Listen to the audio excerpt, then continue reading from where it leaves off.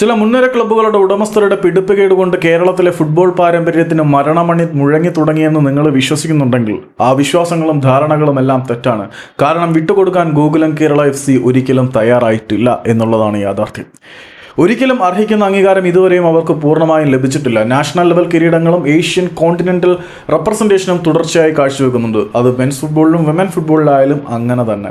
ഒരുപാട് നേട്ടങ്ങൾ ഗോകുലം കേരളത്തിന് മണ്ണിന് വേണ്ടി സ്വന്തമാക്കിയിട്ടുണ്ടെങ്കിലും അവർക്ക് അർഹിക്കുന്ന അംഗീകാരം ഇതുവരെയും ലഭിച്ചിട്ടില്ല എന്നുള്ളതൊരു യഥാർത്ഥ വസ്തുത തന്നെയാണ്.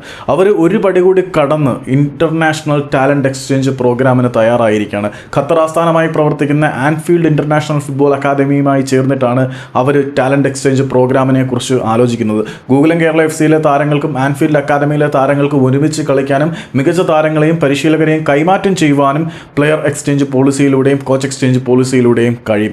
അവർക്ക് മെച്ചപ്പെട്ട പരിശീലന സൗകര്യങ്ങൾ ആസ്വദിക്കാനും അല്ലെങ്കിൽ എൻജോയ് ചെയ്യാനും അതിലൂടെ വളർന്നു വരാനും ഇൻ്റർനാഷണൽ ഫുട്ബോളും ഗ്രാസ് റൂട്ട് ലെവൽ ഫുട്ബോളും തമ്മിലുള്ള അന്തരം കുറയ്ക്കുന്നതിനും വേണ്ടിയിട്ട് ഇന്ത്യൻ ഫുട്ബോളിൻ്റെ ചരിത്രത്തിൽ തന്നെ ഏറ്റവും നിർണായകമായിട്ടുള്ള ചുവടുവയ്പ്പുകളിൽ ഒന്നായിരിക്കും ഗോകുലം കേരള FC ഇപ്പോൾ നടത്തിയത്.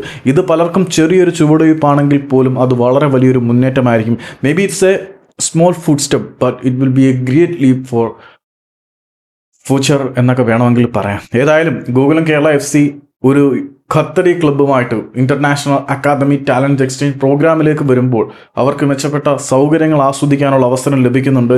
എന്തായാലും ക്വാളിറ്റിയുടെ കാര്യത്തിൽ ഒരു വലിയ ഇമ്പ്രൂവ്മെൻറ്റിന് ഈ ഒരു ചെറിയ നീക്കം കൊണ്ട് വഴി തുറക്കും എന്നുള്ള കാര്യത്തിൽ സംശയമില്ല. ചെറിയ നീക്കം എന്നൊക്കെ ഞാൻ വെറുതെ ഒരു ഡൈല്യൂട്ട് ചെയ്ത് പറഞ്ഞാണ്. ഇത് ചെറിയ നീക്കമൊന്നുമല്ല, ചെറിയൊരു ചുവടുവയ്പ്പായിരിക്കാം പുറത്തുനിന്ന് നോക്കുമ്പോൾ, പക്ഷേ അതിൻ്റെ ഇമ്പാക്റ്റ് വളരെ വലിയൊരു കുതിച്ചുചാട്ടം തന്നെയാണ് എന്നാണ് ഞാൻ മനസ്സിലാക്കുന്നത്. അപ്പം thank you for your support so far.